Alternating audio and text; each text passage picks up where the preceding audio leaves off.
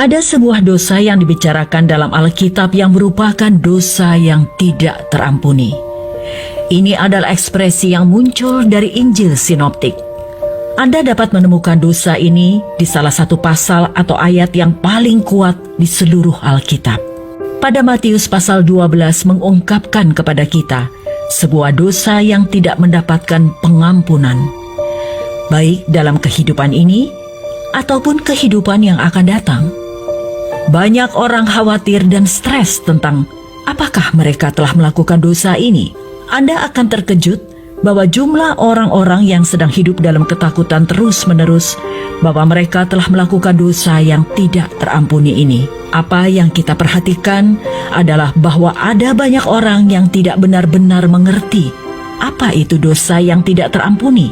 Sebagai catatan, dosa yang tidak terampuni adalah bukan penyembahan berhala, pembunuhan, penyimpangan, perzinahan, atau apapun di sepanjang dosa-dosa tersebut. Dosa yang tidak terampuni jauh lebih kompleks dari itu. Pada Matius 12 ayat 22 hingga 34, kemudian dibawalah kepada Yesus seorang yang kerasukan setan. Orang itu buta dan bisu. Lalu Yesus menyembuhkannya, sehingga si bisu itu berkata-kata dan melihat. Maka takjublah sekalian orang banyak itu, katanya, "Ia ini agaknya anak Daud." Tetapi ketika orang Farisi mendengarnya, mereka berkata, "Dengan Beelzebul, penghulu setan, ia mengusir setan." Tetapi Yesus mengetahui pikiran mereka, lalu berkata kepada mereka, "Setiap kerajaan yang terpecah-pecah pasti binasa, dan setiap kota atau rumah tangga yang terpecah-pecah tidak dapat bertahan. Demikianlah juga kalau iblis mengusir iblis, ia pun terbagi-bagi dan melawan dirinya sendiri. Bagaimanakah kerajaannya dapat bertahan?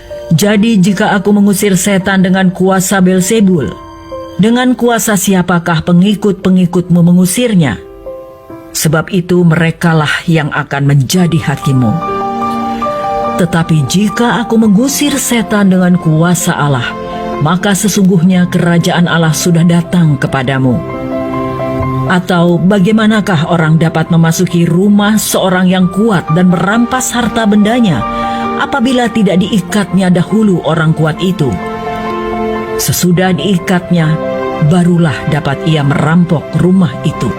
Siapa tidak bersama aku, ia melawan aku, dan siapa tidak mengumpulkan bersama aku, ia mencerai-beraikan. Sebab itu aku berkata kepadamu, segala dosa dan hujat manusia akan diampuni, tetapi hujat terhadap Roh Kudus tidak akan diampuni.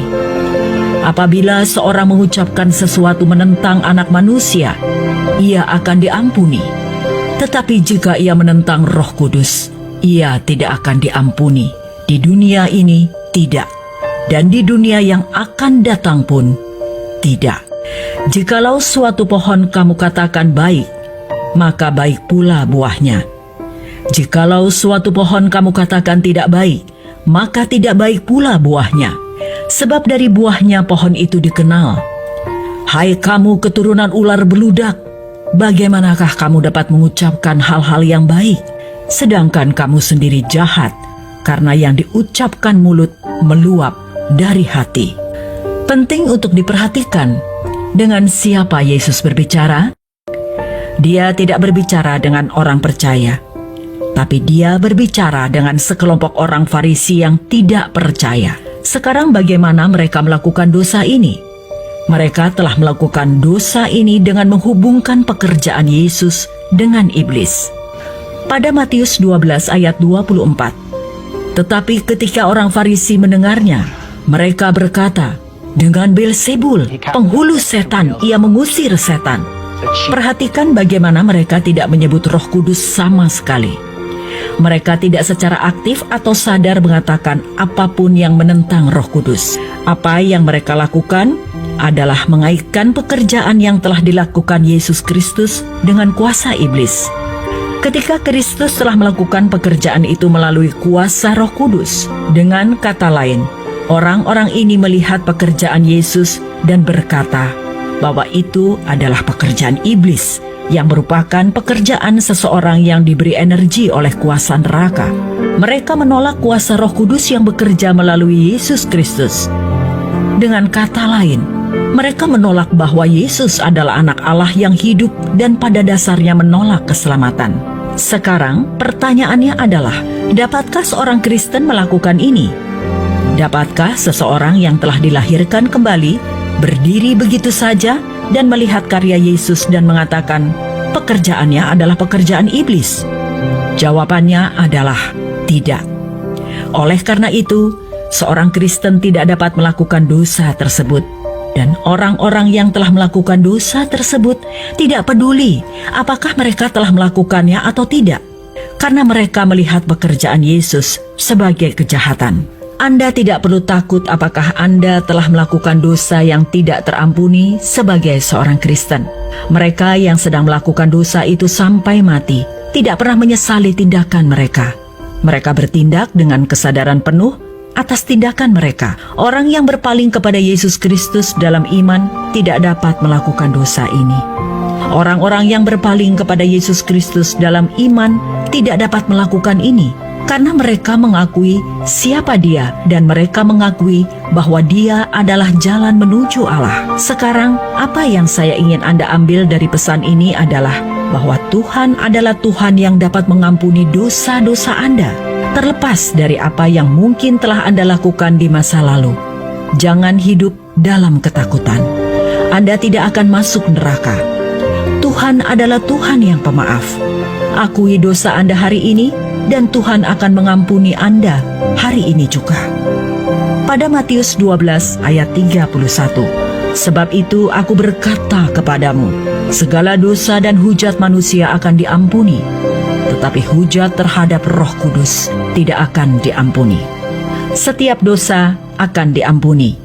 Apa yang telah Anda lakukan dalam hidup Anda yang masih menghantui Anda, akui dosa Anda hari ini dan berhenti hidup di masa lalu. Anda menyalahkan diri sendiri karena dosa yang telah diampuni Allah. Lanjutkan hidupmu. Berhentilah hidup di masa lalu. Tuhan telah memaafkanmu. Berhentilah hidup dalam rasa bersalah. Berhentilah hidup dengan beban neraka atas hidup Anda. Tuhan dalam sifatnya adalah Tuhan yang pemaaf. Jangan biarkan roh penghukuman hidup dalam hidup Anda. Iblis tahu jika Anda benar-benar orang percaya yang dilahirkan kembali, tidak ada yang bisa dia lakukan untuk menghentikan Anda pergi ke surga. Tetapi yang bisa dia lakukan adalah mencoba membuat hidup Anda sengsara dengan semangat penghukuman. Ada begitu banyak orang Kristen yang merasa seolah-olah dosa yang telah mereka lakukan tidak dapat diampuni. Tuhan tidak marah kepada Anda jika Anda adalah anaknya. Tuhan tidak menahan neraka di atas kepala kita. Dia mengasihi kita dan memperhatikan kita.